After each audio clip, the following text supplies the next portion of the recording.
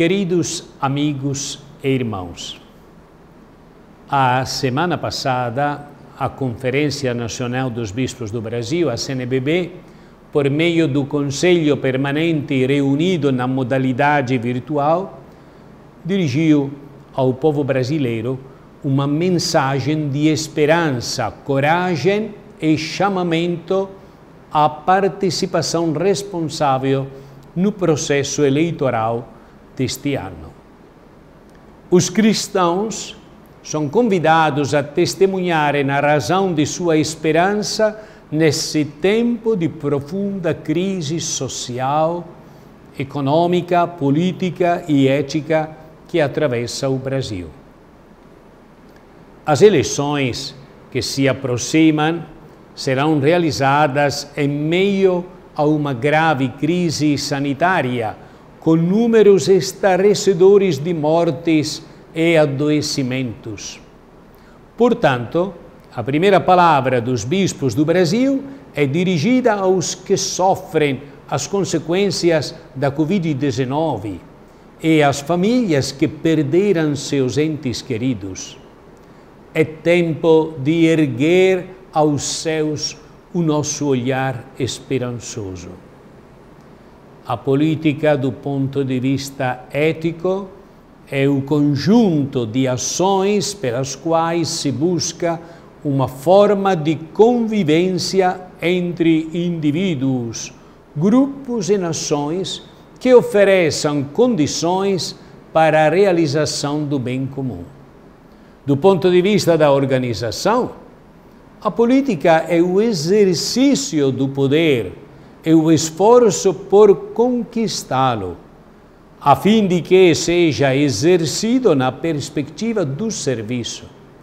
Por isso, os cristãos, leigos e leigas, não podem abdicar da participação na política. Esse protagonismo é próprio do laicato.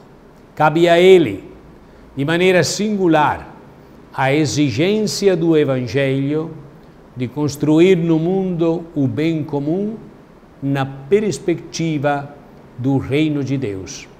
O clero, guiado pela doutrina social da Igreja e atendo-se às normas da Igreja quanto à sua participação na vida político-partidária, assume o que lhe é específico nas suas responsabilidades políticas, quando cuida da formação, incentiva e acompanha o laicato. Para os católicos que disputam as eleições, é importante recordar que a política não é mera busca de eficácia, estratégia e ação organizada. A política é vocação de serviço. A Igreja louva e aprecia o trabalho de quantos se dedicam ao bem da nação e tomam sobre si o peso de tal cargo em serviço de todas as pessoas. Os prefeitos e vereadores que serão eleitos têm o dever de contribuir com ações eficazes nos campos da saúde, educação, segurança, transporte, assistência social, moradia, direito à alimentação e proteção da família, entre outros. Darão bons frutos os políticos que priorizarem o bem comum e a vida plena desde a concepção até a morte natural de todos os cidadãos, sem quaisquer discriminações, nunca buscando seus próprios interesses pessoais e corporativos. Não pode produzir bons resultados o político que atenta contra a vida, trabalhando por políticas públicas que favoreçam o aborto, fazendo campanhas eleitorais com discursos de ódio, defendendo o uso da violência, o recurso às armas e se atrelando ao tráfico de drogas e às milícias. Quem não se compromete com os excluídos e se mostra indiferente diante da morte de pessoas e das graves feridas do meio ambiente, não merece o voto de quem deseja uma sociedade justa e democrática. Muito preocupa na disputa eleitoral o uso de notícias falsas. Elas contaminam o debate, desviam a atenção dos eleitores de temas importantes e desvirtuam o resultado do pleito. Pessoas comprometidas com a verdade, a ética, a paz e a justiça não podem compartilhar notícias espetaculares e de fontes desconhecidas, notadamente as que ajudam na difusão da mentira e do ódio. O uso interesseiro da religião e de discursos religiosos oportunistas tem se tornado um elemento mobilizador nas eleições. Esse tipo de prática perverte o sentido e o autêntico valor das tradições religiosas. Serve apenas a interesses particulares e de grupos políticos.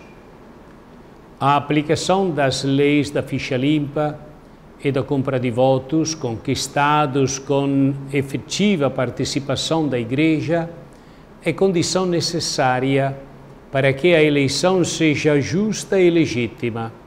O abuso do poder econômico corrompe o processo eleitoral. A compra e venda de votos e o uso da máquina administrativa nas campanhas constituem crimes eleitorais que atentam contra a honra do eleitor e a cidadania. Os eleitores são chamados a fiscalizarem os candidatos e, constatando esses atos de corrupção, denunciarem os envolvidos ao Ministério Público e à Justiça Eleitoral. A vigilância das eleições democráticas e transparentes é tarefa de todos, porém tem especial responsabilidade as instituições públicas como a Justiça Eleitoral nos níveis federal, estadual e municipal, bem como o Ministério Público. Destas instâncias espera-se a plena aplicação das leis que combatem a corrupção eleitoral, o uso indevido do dinheiro e a utilização de fake news como estratégias eleitorais. Após as eleições, é de fundamental importância que a comunidade eclesial se organize para acompanhar os mandatos dos eleitos e eleitas. Concretamente, dentre tantas iniciativas possíveis, promovam-se encontros que, valorizando a democracia participativa, aproximem vereadores e prefeitos das comunidades. As experiências para a formação de fé e política e das comissões Justiça e Paz são práticas que merecem ser incentivadas nos contextos diocesano e paroquial. Os cristãos leigos e leigas, inspirados na fé que vem do Evangelho e é explicitada na doutrina social da Igreja, devem se preparar para assumir, de acordo com sua vocação, competência e capacitação, serviços nos conselhos de participação popular, como o da educação, criança e adolescente, saúde, juventude e assistência social.